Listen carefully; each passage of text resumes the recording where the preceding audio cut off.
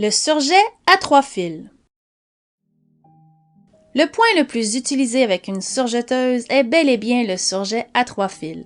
Ses possibilités sont illimitées.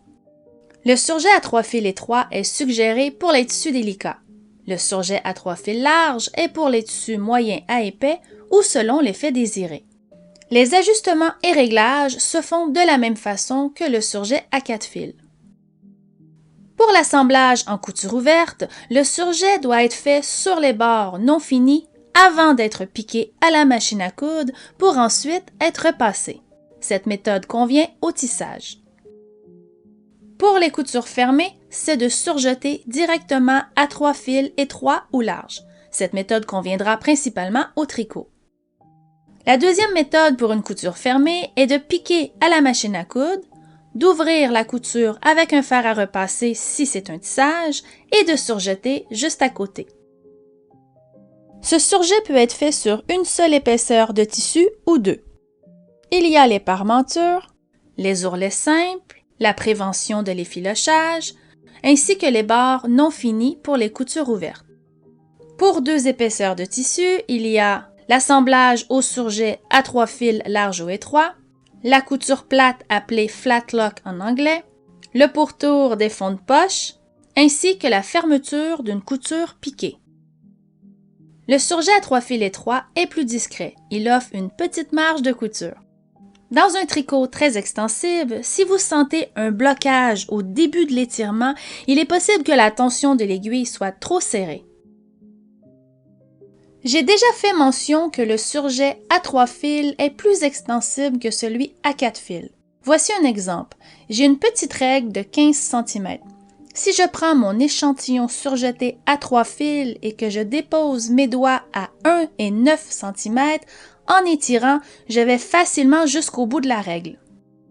Maintenant, celui à 4 fils, je me positionne aux mêmes mesures et je me rends à peine à 13 cm. C'est le point de sécurité intégré qui m'empêche d'aller plus loin car il est plus résistant.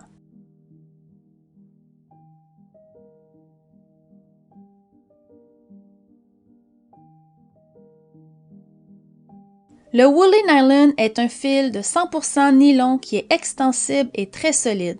Il a un toucher laineux et a été conçu pour les tricots. Il convient autant pour l'assemblage que les ourlets roulotés. On l'utilise uniquement dans les boucleurs et non dans les aiguilles.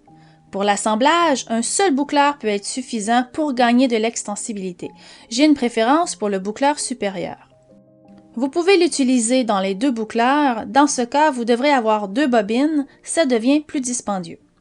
Donc, j'utilise la méthode d'enfilage que je vous ai déjà montrée, qui est de faire des nœuds, et par la suite, on soulève le pied presseur pour ouvrir les disques de tension. On diminue celle-ci pour que le nœud passe bien entre les 2 disques. On tire sur le bon fil. On porte attention à chaque guide-fil et on termine avec notre chaînette de départ. Pour vous aider dans vos recherches, en Europe francophone, il est appelé fil mousse et au Québec, on l'appelle fil laineux. Ce fil mousse ou laineux doit être extensible pour convenir aux surjeteuses domestiques. À ne pas confondre avec certains fils qui sont pour les surjeteuses industrielles. Vu que le fil est extensible, vous devez diminuer la tension du fil du boucleur. Débutez votre test à 2.5 et à mi-chemin, augmentez à 3. Comparez, la couture ne doit pas être compressée. Pour mon échantillon, la tension à 3 sera mon choix. Je l'utilise toujours pour surjeter les vêtements qui sont près du corps comme les maillots de bain ainsi que la lingerie. Il apporte plus d'extensibilité, il est doux et la couture devient plus solide autant pour le surjet à 3 fils étroit, large qu'à 4 fils.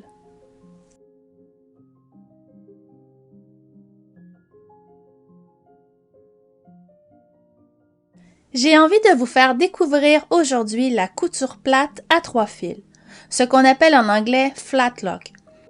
Toutes les surjeteuses offrent cette couture plate puisque ce n'est qu'un petit changement de tension qui fait le résultat.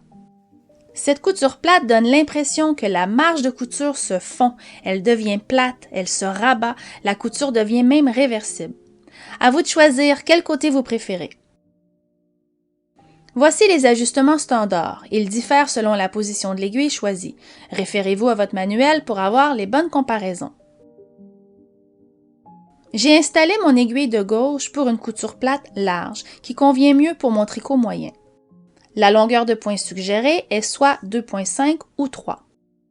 Pour l'avancement différentiel, le départ est au neutre ou selon l'échantillon d'essai. La largeur de coupe suggérée est 2,5.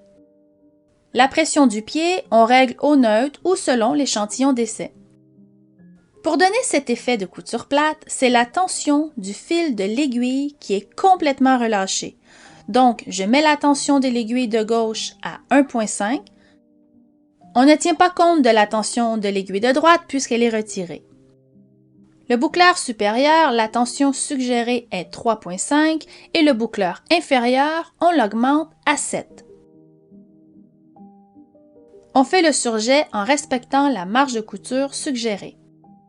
De ce côté, vous aurez un effet de zigzag, vu le relâchement de la tension, et de l'autre côté, un effet de surjet. Ouvrez et tirez jusqu'à ce que la couture soit à plat. Ce point est toujours visible. D'un côté, il donne l'illusion d'une échelle, et de l'autre côté, c'est similaire à une surpiqûre qu'on peut avoir avec une recouvreuse. Dans les deux cas, le fil sera visible comme une surpiqûre et convient mieux au tricot qu'au tissage. En plus des coutures d'assemblage, la couture plate peut aussi créer de jolis ourlets dans les tricots. Elle donne l'effet d'une bande rajoutée. Pour créer l'ourlet, pliez d'environ 2,5 ou 3 cm. Rabatte l'ourlet comme ceci sur lui-même. Il est préférable de retirer le couteau, le surjet doit être près du bord sans être coupé. Pour protéger votre boucleur supérieur, évitez de dépasser le bord de la machine.